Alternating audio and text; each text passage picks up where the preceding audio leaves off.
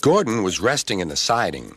Sometimes he thought, it's really tiring to be such a large and splendid engine. One does have to keep up appearances so.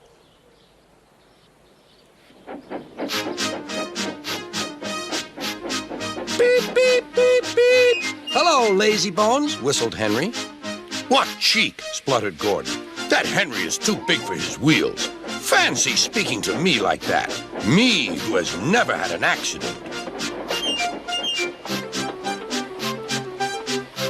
Aren't jammed whistles and burnt safety valves accidents? Asked Percy innocently. No, indeed. High spirits. Might happen to any engine.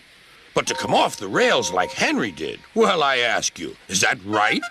Is it decent? Then it was Henry's turn to take the express. Gordon watched him getting ready. Be careful, Henry. You're not pulling the flying kipper now. Mind you keep on the rails today.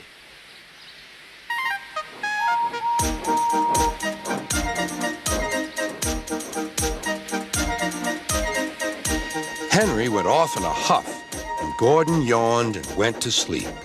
But not for long.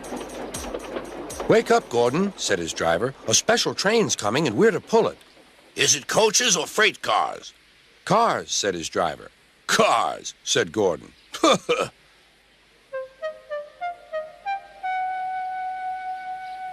Gordon's fire was slow to start, so Edward had to push Gordon to the turntable to get him facing the right way.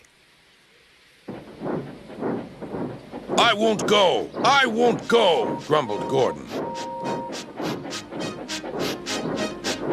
Don't be silly! Don't be silly! Puffed Edward.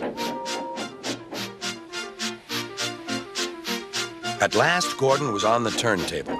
The movement had shaken his fire. It was now burning nicely and making steam. Gordon was cross and didn't care what he did. He waited till the table was halfway round. I'll show them, he hissed. He moved slowly forward to jam the table, but he couldn't stop himself and slithered into a ditch. Whoosh! He hissed. Get me out! Get me out! Not a hope, said his driver and fireman. You're stuck, you silly great engine. Don't you understand that? They telephoned Sir Topham Hatt. So Gordon didn't want to take the special train and ran into a ditch? What's that you say? The special's waiting?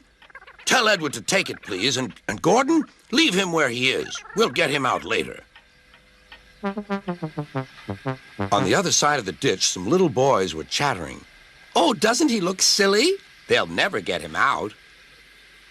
They began to sing. Silly old Gordon fell in a ditch, fell in a ditch, fell in a ditch. Silly old Gordon fell in a ditch, all on a Monday morning. Gordon lay in the ditch all day. Oh dear, he thought, I shall never get out. But that evening they lifted Gordon and made a road of sleepers under his wheels to keep him from the mud. Strong ropes were fastened to his back end, and James and Henry, pulling hard, managed to bring him to safety.